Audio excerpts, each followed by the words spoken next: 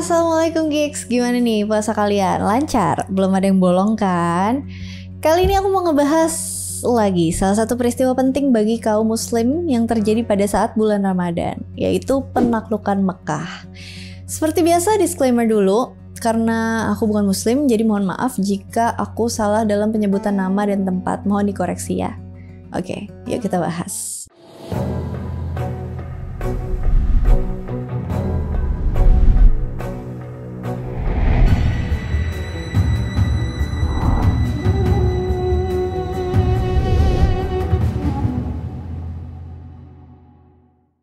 Mula penaklukan Mekah. Setelah perang Badar hingga penaklukan Mekah, banyak peristiwa besar yang terjadi nih gigs yang dialami oleh kaum muslimin yang dipimpin oleh Nabi Muhammad SAW. Di antaranya perang Uhud di tahun 3 Hijriah, lalu perang Khandaq di tahun 5 Hijriah, perjanjian Hudaybiyah tahun 6 Hijriah, dan perang Mu'tah di tahun 8 Hijriah. Nah, salah satu peristiwa yang sangat mempengaruhi penaklukan Mekah ini adalah perjanjian Hudaybiyah di antara kaum muslimin dengan kaum kafir Quraisy. Di mana perjanjian itu tuh dilanggar oleh pihak sekutu, kaum kafir Quraisy. Awal mula terjadinya perjanjian Hudaybiyah adalah karena Rasulullah SAW pengen melakukan umroh dan haji ke kota Mekah. Pada Zulqaidah 6 Hijriah, yaitu Maret 628 Masehi, rombongan beliau mencapai 1.500 orang. Mereka berpakaian seperti peziarah dan membawa hewan kurban. Saat mendengar berita tersebut, penduduk Mekah mengira rombongan tersebut pengen nyerang Mekah. Sehingga penduduk Mekah tuh mengirim pasukan kavaleri berkekuatan 200 orang buat menghentikannya. Nabi Muhammad SAW menghindari pasukan tersebut dengan mengambil rute yang tidak biasa dan mendirikan tendanya di tempat Hudaybiyah di perbatasan wilayah suci Ka'bah. Kaum Quraisy mengirim utusan mereka buat bernegosiasi dengan Nabi Muhammad SAW dan beliau menyatakan bahwa dia tuh datang buat menunaikan ibadah haji dan tidak mempunyai niat untuk bermusuhan. Tapi kaum Quraisy menganggapnya sebagai kelemahan dan pernyataan kekalahan jika membiarkan beliau memasuki kota tanpa syarat. Lalu Rasulullah SAW mengirimkan Utsman bin Affan ke Mekah buat melakukan negosiasi. Sebuah rumor menyebar bahwa dia tuh telah dibunuh. Rasulullah SAW bersumpah untuk membalas kematiannya dan para pengikutnya berjanji untuk memerangi orang-orang Mekah sampai akhir. Ikrar tersebut kemudian dikenal dengan Bayat Ridwan. Rumor itu ternyata nggak benar dan pihak Quraisy mengirimkan utusan mereka, Suhail bin Amr, untuk mencapai penyelesaian. Setelah negosiasi, para pihak sepakat nih buat menyelesaikan masalah ini secara damai dan sebuah perjanjian pun dibuat. Isi dari perjanjian Hudaybiyah itu sendiri adalah yang pertama, gencatan senjata antara kedua belah pihak selama 10 tahun. Yang kedua, siapapun yang melarikan diri kepada Nabi Muhammad SAW dari kaum Quraisy tanpa izin walinya, maka dia akan dipulangkan kepada kaum Quraisy. Tetapi, siapapun yang datang kepada Quraisy dari kaum muslimin, maka ia tidak akan dipulangkan. Yang ketiga, siapapun yang pengen membuat perjanjian dengan Nabi Muhammad SAW akan diizinkan untuk melakukannya. Dan siapapun yang ingin membuat perjanjian dengan Quraisy akan diizinkan untuk melakukannya. Suku-suku Arab dapat mengikat perjanjian damai dan gabungin diri ke salah satu pihak. Yang terakhir, umat muslim akan kembali ke Madinah tanpa menunaikan ibadah haji, tetapi akan diizinkan pada tahun berikutnya dan akan tinggal di Mekah selama 3 hari. Selama waktu tersebut, kaum Quraisy akan mengosongkan kota tersebut. Kaum muslim tidak akan membawa senjata kecuali pedang bersarung. Dalam jangka panjang, perjanjian tersebut terbukti menguntungkan umat Islam dan sering dianggap sebagai langkah penting dalam konsolidasi kekuasaan Nabi Muhammad SAW. Dengan menandatangani perjanjian itu, kaum Quraisy secara tidak langsung mengakui Nabi Muhammad SAW setara dengan mereka. Padahal sebelumnya mereka nih menganggap rendah beliau.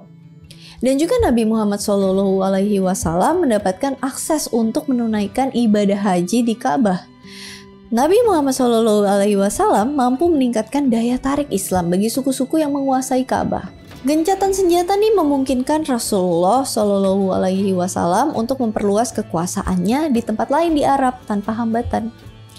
Perjanjian itu juga berarti pencabutan blokade Madinah atas perdagangan Mekah dengan Syam, dan Rasulullah Shallallahu Alaihi Wasallam dapat membina hubungan yang lebih baik dengan kaum Quraisy dan menarik mereka ke arah yang sama, yaitu memeluk agama Islam. Penaklukan Mekah.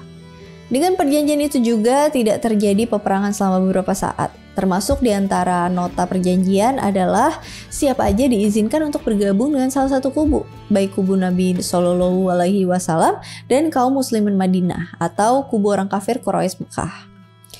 Maka bergabunglah suku Khuza'ah di kubu Nabi Shallallahu Alaihi Wasallam dan suku Bakar bergabung di kubu orang kafir Quraisy. Udah sejak lama terjadi pertumpahan darah antara dua suku ini dan saling bermusuhan.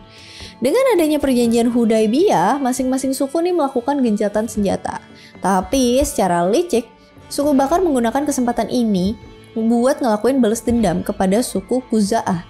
Suku Bakar melakukan serangan mendadak di malam hari pada suku Khuza'ah ketika mereka sedang di mata air mereka. Secara diam-diam, orang kafir Quraisy mengirimkan bantuan personel dan senjata pada suku Bakar. Akhirnya, datanglah beberapa orang di antara suku Khuza'ah menghadap Nabi Muhammad SAW di Madinah. Mereka ngabarin tentang pengkhianatan yang dilakuin sama orang kafir Quraisy dan suku Bakar. Nabi Muhammad SAW yang dengar adanya pelanggaran yang dilakuin sama kaum Quraisy segera merencanakan sebuah perlawanan. Nabi Muhammad SAW bersiap buat mengerahkan pasukan Islam untuk melakukan perlawanan terhadap kaum Quraisy. Kaum Quraisy yang mendengar akan adanya penyerangan berusaha buat melakukan musyawarah dengan pihak muslimin. Mereka berdalih bahwa tidak mengetahui tentang pembunuhan terhadap suku Khuza'ah.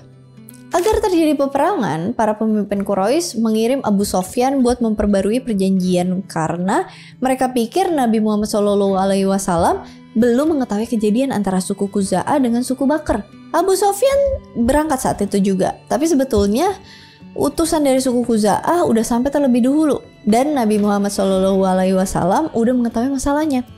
Abu Sofyan nih berusaha nemuin Nabi, tapi selalu ditolak dan gagal. Terus Abu Sofyan nyoba mendekati putrinya Ummu Habibah yang merupakan salah satu istri Nabi, tapi gagal juga. Abu Sofyan nyoba mendekati sahabat-sahabat dekat Nabi, yaitu Abu Bakar, Umar, Utsman, dan Ali, tapi gagal juga. Akhirnya Abu Sofyan balik ke Mekah karena dia nyimpulin bahwa Nabi Muhammad sepertinya udah mengetahui masalah ini. Sementara itu, ada seorang sahabat muhajirin, Hatib bin Abi Balta'ah, menulis surat untuk dikirimkan ke orang Quraisy. Isi suratnya tuh ngabarin kemungkinan keberangkatan Nabi SAW buat menuju Mekah untuk melakukan tindakan serangan mendadak.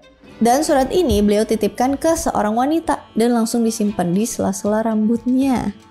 Namun Allah Subhanahu wa Ta'ala mewahyukan kepada nabinya tentang apa yang dilakukan Hatib. Beliau pun mengutus Ali dan Mikdad buat ngejar wanita yang bawa surat itu. Setelah Ali berhasil nyusul wanita itu, beliau langsung minta suratnya. Tapi wanita itu berbohong dan mengatakan bahwa dirinya tuh nggak bawa surat apapun. Setelah dicecar terus dan tahu kesungguhan Ali, akhirnya wanita itu pun nyerahin suratnya ke Ali. Oke, sesampainya di Madinah, Ali langsung nyerahin surat itu ke Nabi SAW. Dalam surat itu tertulis nama Hatib. Dengan bijak, Nabi SAW menanyakan alasan Hatib. Hatib berharap dengan membocorkan rahasia itu bisa menarik simpati orang Quraisy terhadap dirinya, sehingga mereka merasa berhutang budi terhadap Hatib. Dengan keadaan ini, Hatib berharap orang Quraisy mau melindungi anak dan istrinya di Mekah. Meskipun demikian, perbuatan ini tuh dianggap sebagai bentuk pengkhianatan dan dianggap sebagai bentuk loyal terhadap orang kafir karena dunia. Umar bin Khattab lalu nawarin diri buat menghukum mati Hatib yang dianggap munafik. Tapi Nabi SAW menjawab bahwasanya Hatib ini pernah ikut di perang Badar, yang dimana Allah Subhanahu wa Ta'ala berfirman tentang pasukan Badar, berbuatlah sesuka kalian karena kalian telah aku ampuni. Artinya bagi yang ikut perang Badar, maka segala dosa setelah perang Badar akan diampuni oleh Allah Subhanahu wa Ta'ala. Kisah Hatib ini diabadikan oleh Allah Subhanahu wa Ta'ala dalam surat Al-Mumtahanah ayat ke-1. Nabi SAW memerintahkan para sahabat buat menyiapkan senjata dan perlengkapan perang. Ya Allah, buatlah Quraisy tidak melihat dan tidak mendengar kabar hingga aku tiba di sana secara tiba-tiba. Nabi Muhammad SAW lalu mengumumkan akan ada perang yang dilakukan dan dalam waktu singkat terkumpul 7.500 pasukan. Wow, mereka masih belum tahu arah tujuan mereka kemana. Mereka tuh cuma nunggu perintah Nabi Muhammad SAW, lalu menjalankannya tanpa banyak tanya. Hanya beberapa sahabat aja yang tahu kemana Nabi akan menyerang. Rasulullah SAW berangkat dengan 7.500 pasukan. Barisan depan dipimpin oleh Khalid bin Walid dengan 200 pasukan kuda buat membuka jalan. Selama perjalanan, banyak suku-suku yang bergabung masuk Islam dan ingin ikut berperang dengan Nabi Muhammad SAW hingga akhirnya berjumlah 10.000 pasukan. Setelah berjalan ke arah selatan, Nabi Muhammad SAW membelokkan pasukannya ke arah timur, ke arah tempat suku Hawazin dekat kota Taif. Jarak kota Taif dan Mekah kurang lebih 60 km. Saat itu suku Hawazin ini masih bermusuhan sama kaum muslimin, dan secara kebetulan ada mata-mata dari suku Hawazin yang tertangkap saat itu oleh Khalid bin Walid. Para pasukan muslimin yang belum tahu mereka kemana ngerasa yakin kalau Nabi Muhammad SAW ingin menyerang suku Hawazin. Buktinya beliau menahan mata-mata dari suku Hawazin. Saat udah dekat sekali dengan pintu gerbang Taif, tempat suku Hawazin, Nabi Muhammad SAW memerintahkan pasukannya berbelok ke arah Mekah. Nabi Muhammad SAW lalu membagi pasukan menjadi 5 bagian. Setiap bagian terdiri dari masing-masing kabilah, yaitu suku atau kaum yang berasal dari satu ayah. Nah, saat sudah mau mendekati Mekah, Nabi Muhammad SAW menambahkan pasukan Khalid bin Walid menjadi 1.000 pasukan kuda yang berasal dari suku Sulaim. Di sisi lain, Nabi Muhammad SAW mengangkat Zubair bin Awam dan Ubaidah bin Jarrah memimpin sisa suku-suku Arab selain suku Sulaim. Lalu Sa'ad bin Ubaidah memimpin kaum Muhajirin atau penduduk Makkah yang hijrah ke Madinah, dan kaum Ansor atau penduduk asli Madinah. Sedangkan Umar menjadi kepala keamanan perkemahan pasukan muslim. Pasukan Nabi Muhammad SAW udah kurang dari 10 km dari Mekah. Tapi penduduk Mekah masih belum mengetahui kalau sudah ada pasukan besar di dekat mereka. Di malam harinya, paman Nabi Muhammad SAW yaitu Abbas bersama dengan keluarganya yang bertujuan untuk berhijrah ke Madinah dan masuk Islam kaget. Begitu keluar dari Mekah melihat banyak pasukan muslimin. Kemudian Abbas berjumpa dengan sepupunya Ibnul Harits dan Abdullah bin Abi Umayyah yang juga pengen masuk Islam. Mereka bertemu Nabi Muhammad SAW lalu menyatakan masuk Islam. Malam itu Abbas berangkat menuju Mekah dengan menaiki unta milik Nabi SAW. Abbas nyari Abu Sofyan buat menemui Nabi SAW dan meminta jaminan keamanan sehingga tidak terjadi peperangan di negeri Mekah. Tiba-tiba Abbas mendengar suara Abu Sofyan dan Budail bin Warqa yang lagi berbincang-bincang mengenai pasukan yang berada di luar Mekah itu. Mereka berdua nih masih nebak-nebak pasukan dari manakah itu. Abu Sofyan saat itu pengen pergi ke Madinah buat bernegosiasi lagi, tapi justru kaget ngelihat ada banyak pasukan di luar Mekah. Lalu Abbas nyeritain semua tentang pasukan itu dan dia ngajak Abu Sofyan buat menemui Nabi Muhammad SAW buat meminta jaminan keamanan dan nyerahin Mekah tanpa adanya peperangan. Abu Sofyan naik ke belakang bagian unta itu. Ketika sampai di depan tenda Nabi Muhammad SAW, Umar ngelihat Abu Sofyan dan minta izin ke Nabi Muhammad SAW untuk membunuhnya. Karena Abu Sofyan adalah salah satu pemimpin Quraisy. Namun Nabi Muhammad SAW melarangnya. Abu Sofyan ditawarkan Nabi Muhammad SAW untuk masuk Islam. Abbas pun menyuruh Abu Sofyan untuk masuk Islam juga. Akhirnya Abu Sofyan masuk Islam tanpa paksaan. Nabi Muhammad SAW menyuruh Abbas agar Abu Sofyan tinggal bersamanya dahulu dan ngadep kembali keesokan paginya. Hal ini mencegah Abu Sofyan kembali ke Mekah.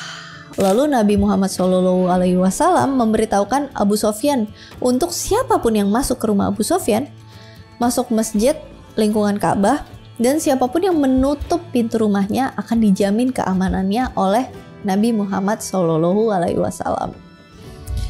Pagi hari tanggal 20 Ramadan 8 Hijriah, Rasulullah SAW bersiap meninggalkan perkemahannya menuju Mekah.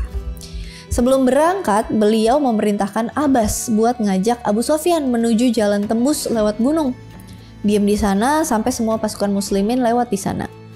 Dengan begitu Abu Sofyan bisa ngelihat semua pasukan kaum muslimin. Maka Abbas dan Abu Sofyan lewatin beberapa kabilah yang ikut gabung bersama pasukan kaum muslimin. Masing-masing kabilah bawa bendera. Abu Sofyan merasa takjub setiap ada kabilah yang lewat dan menanyakan ke Abbas, kabilah siapakah ini? Dan Abbas menjawab setiap pertanyaan Abu Sofyan. Ketika kelompok pasukan yang paling besar, Abu Sofyan bertanya, kelompok siapakah ini ke Abbas?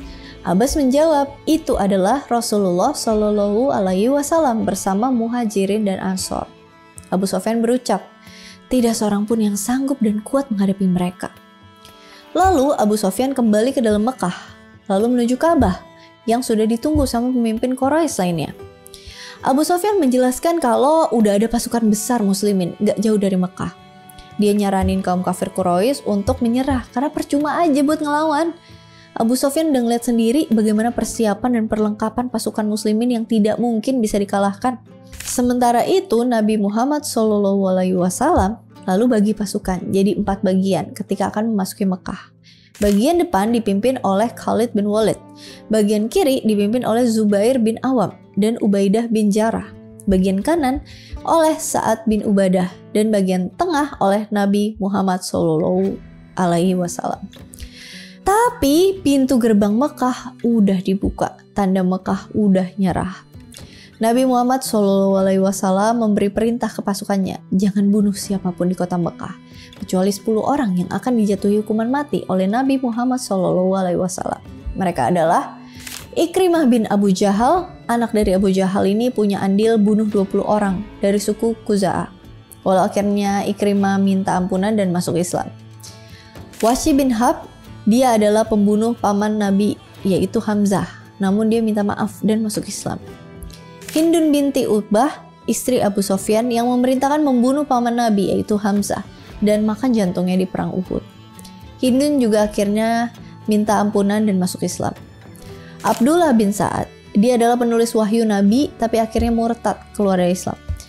Dia akhirnya minta maaf ke Nabi dan kembali masuk Islam. Safwan bin Umayyah, dia membenci Islam terlebih lagi ayahnya mati di perang Badar. Dia minta perlindungan ke salah satu temannya yang udah masuk Islam dan akhirnya masuk Islam. Muqais Mikyas bin Subabah, dia pura-pura masuk Islam demi mendapat diyah atau ganti rugi peperangan saat adiknya terbunuh oleh sesama muslim karena tidak sengaja. Setelah mendapat diyah, lalu dia balik ke Mekah dan jadi murtad. Dia akhirnya dijatuhi hukuman mati. Abdullah bin Khattab, dia adalah seorang pemungut pajak yang berkhianat terhadap kaum muslimin dengan membelot ke kaum kafir di Mekah, dan dia kemudian murtad. Dia dibunuh tak lama setelah penaklukan Mekah. Ka'ab bin Zuhair, dia adalah penyair yang suka menghina Nabi. Dia akhirnya meminta ampunan dan masuk Islam. Habar bin Al-Aswad, dia pernah menghadang anak Nabi, yaitu Zainab, yang sedang hamil saat akan hijrah dari Mekah ke Madinah, yang menyebabkan Zainab mengalami keguguran. Akhirnya dia masuk Islam dan Nabi memaafkan. Huwairits bin Nawits bin Wahab, dia pernah mencelakakan Fatimah dan Ummu Kalsum dari atas unta Abbas, dan akhirnya dia mati di tangan Ali bin Abi Thalib. Rasulullah SAW melanjutkan perjalanan hingga memasuki Makkah. Di sana beliau menundukkan kepalanya hingga dagu beliau yang mulia menyentuh lehernya. Hal ini sebagai bentuk tawadu atau rendah hati dan rasa syukur beliau kepada Allah Subhanahu wa taala. Kemudian Nabi Muhammad SAW memasuki kota Mekah dengan tetap menundukkan kepala sambil membaca firman Allah Subhanahu wa taala, surat Al-Fat ayat ke-1. Beliau terus berjalan hingga sampai di Masjidil Haram. Beliau tawaf dengan menunggang unta sambil membawa busur yang beliau gunakan untuk menggulingkan berhala-berhala di sekeliling Ka'bah yang beliau lewati. Saat itu beliau membaca firman Allah Subhanahu wa taala surat Al-Isra ayat ke-81 dan surat Saba ayat ke-49. Kemudian Nabi SAW memasuki Ka'bah. Beliau melihat ada gambar Nabi Ibrahim bersama dengan Nabi Ismail yang lagi berbagi anak panah untuk meramal. Kemudian beliau memerintahkan untuk menghapus semua gambar yang ada dalam Ka'bah. Bilal naik ke atas Ka'bah dan mengumandangkan azan. Lalu Nabi melakukan sholat. Selesai sholat, beliau mengitari dinding bagian dalam Ka'bah dan bertakbir di bagian pojok-pojok Ka'bah. Sementara orang-orang Quraisy berkerumun di dalam masjid menunggu keputusan beliau. Nabi Muhammad SAW mengumpulkan penduduk Mekah di sekitar Bukit Syafa dan menyampaikan ceramah yang isinya sangat tegas dan jelas. Mulai saat itu, sudah tidak ada lagi kemusyrikan, zina, riba, dan semua yang haram di Mekah. Dan semua perkara jahiliyah sekarang berada di bawah telapak kaki beliau, kecuali pengurusan Ka'bah dan jamaah haji. Beliau bersabda, "Aku sampaikan kepada kalian sebagaimana perkataan Yusuf kepada saudaranya. Pada hari ini tidak ada cercaan atas kalian. Allah Subhanahu wa Ta'ala mengampuni kalian. Dia Maha Penyayang. Pergilah kalian, sesungguhnya kalian telah bebas." Tidak ada harta rampasan yang diambil dari penduduk Mekah dan mereka bebas pergi keluar dari Mekah. Sejak saat itulah Mekah menjadi negeri Islam sehingga tidak ada lagi hijrah dari Mekah menuju Madinah. Demikianlah kemenangan yang sangat nyata bagi kaum muslimin. Berkat rahmat Allah Subhanahu wa Ta'ala yang luas, penaklukan Mekah berhasil tanpa ada pertempuran darah. Kaum muslimin bebas beribadah di Mekah dan hancurnya semua berhala di Mekah dan seluruh jazirah Arab. Oke, segitu dulu tentang penaklukan Mekah. Buat kalian yang menjalankan ibadah puasa, selamat menjalankannya ya. Aku doain semoga lancar sebulan penuh, full, nggak ada yang bolong. And seperti biasa kalau misalnya ada kesalahan mohon dikoreksi, ada yang mau ditambahin, ada yang mau didiskusikan, ada yang mau di-request, komen aja di kolom komentar. Thank you so much for watching. I hope you guys like it and I'll see you again on my next video. Bye! Yang terakhir, umat muslim dan suku Bakr bergabung di kubu orang kafir Quraisy. Oh salah. Lalu Sa'ad bin Ubaidah memimpin Lalu Sa'ad